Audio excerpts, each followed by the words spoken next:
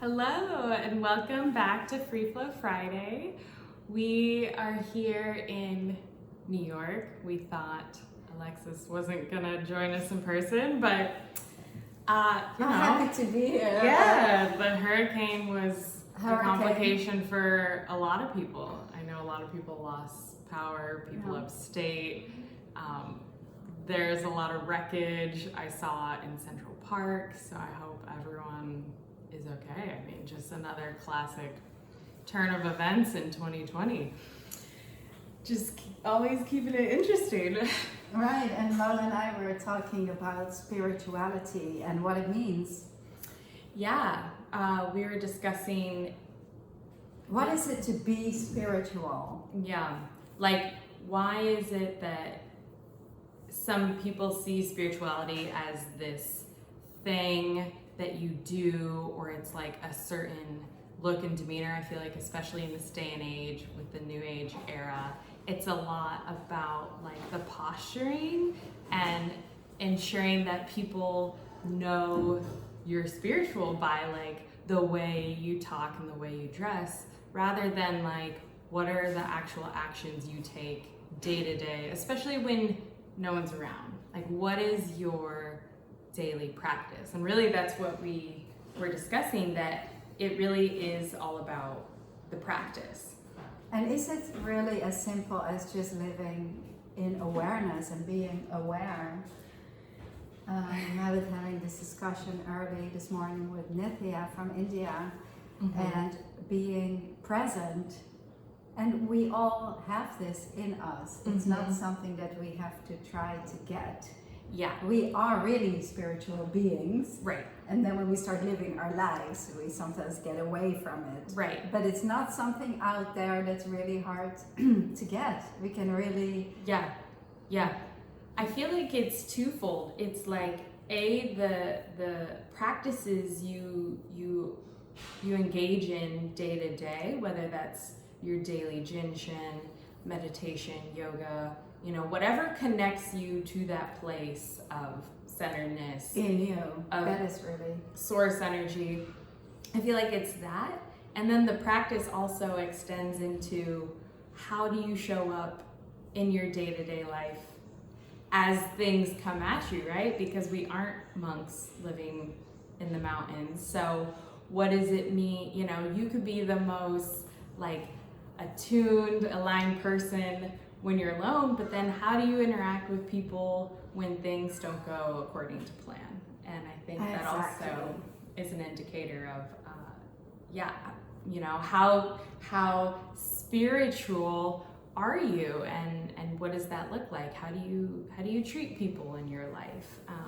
And isn't this wonderful to get to hear this from a young person who comes in every day with a smile on her face and being present? And I really appreciate about that. And I know that you have your practices and you've done a lot of work on that. I have. And, I used to live in Thailand, and I will say it was easier to have these daily practices then. But I think what's so beautiful about New York is because it's like almost the least ideal environment, right, to be like present, connected. And that's why it's like that's when we're put to the test. Like, how do you show up when there's crazy traffic and hurricanes and noise and all these people and things that I think usually can take us out of center? And that's when these practices matter most. Yeah, and of course a very easy way to talk to it, I'm sorry, getting distracted, my son is coming now. So for all of you who have watched the video on Fire Island, Tyler is doing a lot better with his shoulder. There's still a little knot there that, giving him some jinshin for, but he's back exercising and he's doing a lot better, so. Anyway, so what I wanted to say is that the easiest way to access, of course, it's to breathe in the moment. And when we are able to exhale and inhale, we are right there with awareness and bringing us to the present. So that daily practice in and of itself will will allow for us to be the spiritual beings that we are. Yeah, because that's really like all that exists at the end of the day is like right here, right now. And, you know, we can live our lives planning endlessly for the future and reliving the past and then just actually missing life as it occurs right now. And I think that's also the beauty of Jinshin is like not only is it that connection to the breath, but it's also your body, which also only lives in the present. You know, it's really our minds that take us out of the here and now, but like you could be in the future, but your body's telling you what is it's experiencing right now, you know? So you're like, oh, right here, right now, you know, this isn't in harmony. So, all right. Yeah. So we'll get to some technique. Yeah, so let's dive into our And the daily technique practice. has to do with our body. And so what we're talking about spirituality is the body, mind, and spirit connection. And again, all three are so important as we are living human beings. We cannot deny our psychology because it lives right here at the 14 area. Mm-hmm.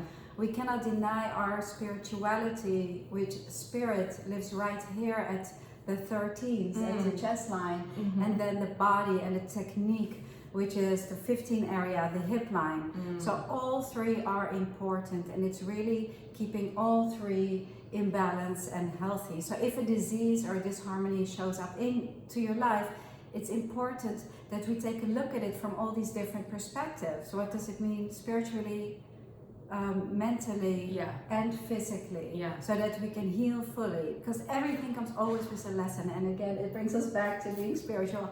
How do we go about it? What are the lessons, and can we get into the present moment? Right, exactly. And I think you do a beautiful job of living that, embodying that, and you know, you're also just your story in and of itself of like how you came into Jinshin, I feel like is also a beautiful testament of like how deep this practice really is. Yeah, and everybody is guided, everybody has their story, how they get to it. Yeah. And yeah, just look at that and review that, and gratitude is always a wonderful thing. So let's go. Sure, yeah. Yeah. Let's go. We're talking today about ear projects. So anything from ear infections, ear aches. Yeah. So I wanted to take it from perspective of how the energy moves through the ears, and one of the flows that moves actually through the ears is the small intestine flow. And I'm gonna show Pamela's text here because here you see it very clearly how the small intestine flow moves through the ears. So one line on the left side. On the left side, we see, on the left side helps the left ear, and the right flow helps the right ear. You see it move through that area. So today I would like to practice the small intestine flow, but then I also want to talk about the bladder flow, because the bladder flow is the next flow after small intestine, and small intestine flow becomes bladder flow here, then goes over the top of the head and crosses to the other side, and then one part goes right into the earlobe. So the bladder flow is also very important for the ears. And here you can take a look at the head, how the small intestine flow becomes the bladder flow. Also important for, before I forget to mention, for ear infections is the kidney flow. And so you see small intestine going into bladder, going into kidney energy, how they are all related. And if the small intestine flow is not up to speed, then the bladder flow won't get the energy it needs, and then the kidney flow won't get it. So it starts to back up. Often when there's an ear infection, we can go to the kidney flow as well. And another project that we hear very often is ringing of the ears. Yeah, yes, we do. And that has to do with the umbilicus energy. Umbilicus energy also, when you look at the pathway, and I have it in the Art of Jinshin if you have this book, then you can see that the umbilicus flow also moves really to the back of the ear. And so for ear ringing, the umbilicus flow is the flow. So I would like to start by practicing the small intestine flow, which helps ear infections. We're going to open up to 19s first, and the 19s is the elbow here. It opens up the waistline. And opening up the waistline is always very important. I very often in sessions begin with a 14 flow, which opens up the waistline. And so for self-help, you can just simply hold the 19s and take a few breaths, experience being present in this moment. This flow is also very helpful when you have, you're sitting on an airplane, and you were talking about that last week. I remember when there's when there's a child screaming, or even if you're experiencing it. I've had long plane experiences where it's like my ear cannot pop, and it's just like the worst pain. That has to do with the small intestine energy, and so a quick hold for that is holding the little finger. Okay? Right. Because the small intestine energy begins in the little finger. And so now you can move one hand to your shoulder and the other hand to the SEL 13. So you're holding 11 and 13. That would be the second step of the flow, as I have it here in the Art of Jinshan. So this is really for self-help. When you have, this is also very good for any kind of infection, flus, viruses, colds. And when you have that and an earache due to colds or a flu, then one of the 13s will be really tender. And so just feel around which side that would be, and then take the side that feels tender to you. So you check your 13s. So I'm actually going to do this one today. Me too. You too? Okay.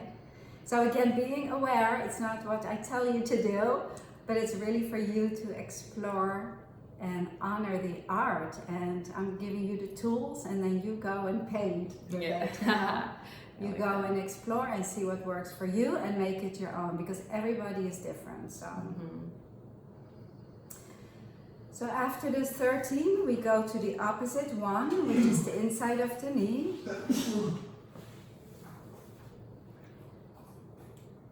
SEL1 is the prime mover. It helps us move forward in life.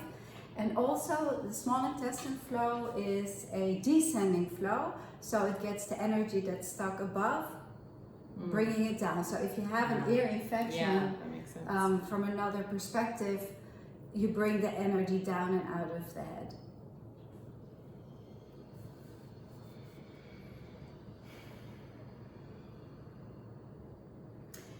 And then after that, we go to the big toe. And big toe is SEL7, which again helps to clear the head, bringing the energy down. When you have an infection, you can slide this hand from the 11 also to the 3, so you're holding both 11 and 3. Again, 11 and 3 is very important for viruses and flus as well. And I'm wondering if there's any questions for anybody, or if there's any comments about this. There's so many different ways to approach it. See where the congestion is, and I'm not just going to hold the little finger for a while. So remember that we're looking at depth 5, small intestine flow, going into depth 4. And if the small intestine flow is affected, the depth 5, it will go into depth 4, will be affected as well. So we look at those. Yeah, I want to say that I've even learned a lot by going through the organ flows and mapping them out together and having a better understanding of like, oh, okay, so if it passes through that part of the body, then of course it helps it. And that to me was really eye-opening, because you can hear like small intestine and you think like, someone who's new to this could think like, oh, so I only do this, if I have something going on with my small intestine, rather than seeing like, wait, no, it's like actually understanding where the energy lines move through the body, and then it's like, oh yeah, like that goes through the ear. Okay. Yeah, it's a Makes very sense. important way to look at it, and a very easy way, and that's why it's important to study the organ functions. And we do have them all. You know, you can really see the flow patterns, how they move, and to understand that is so important. And that's one way to look at it. Of course, you know, as we've been working on these textbooks, you can listen to the pulses, there's so many different ways to look at it. But understanding the organ flows, and the organ flows, they repair and nurture, and so they will really help to heal. And while the safety energy locations, they work on a more, on a less dense level. So the organ flows, they repair and nurture. Got it. Yeah, that makes sense. And it sort of points to why, like, with so many things, you know, you could just sit and try and like memorize all the things, and then it's just like facts in your head, or have this like deeper holistic understanding of like, oh, so if I understand really where the small intestine energy is moving, you know, then it's just like you piece it together that way. Yes. Rather than like small intestine, you know, works for ear, you know, just like rote memorization. Also, the emotional attitude for depth 5 is trying to or efforting. And so you just reminded me when you said when you try to. Yeah. And so the trying to, they will burden the small intestine energy. So that's another thing. Little finger, yes. So Yeah. And of course, the tip helps the chest line. The middle part helps the waistline, and this helps the hip line. And so it's always nice to tie this whole art together. Yeah. Every little like piece is important. So thank you for practicing along with us. I wanted to remind everyone, first off, something I was just remembering is, yes, we always encourage you to like, you know, learn and practice on your own and like learn with us through these videos. However, if you do have a more complex, in-depth project that you do want more guidance and understanding on, we have set up this offering where you can book a session with Alexis that's virtual, you know, especially in times of COVID, and for 30 minutes you can talk to her, you know, directly about what's going on. Yeah, which can be helpful because then I tune in to you specifically and see everything that's going on, and then we can really see where the project, which depth fits in, and so you're going to learn a lot, and you'll get specific guidance. So I just want to remind anyone, if you like have these questions, sometimes, you know, simple questions, of course, we're here to answer them, but I think those more in-depth ones, that's like a perfect way to get more information.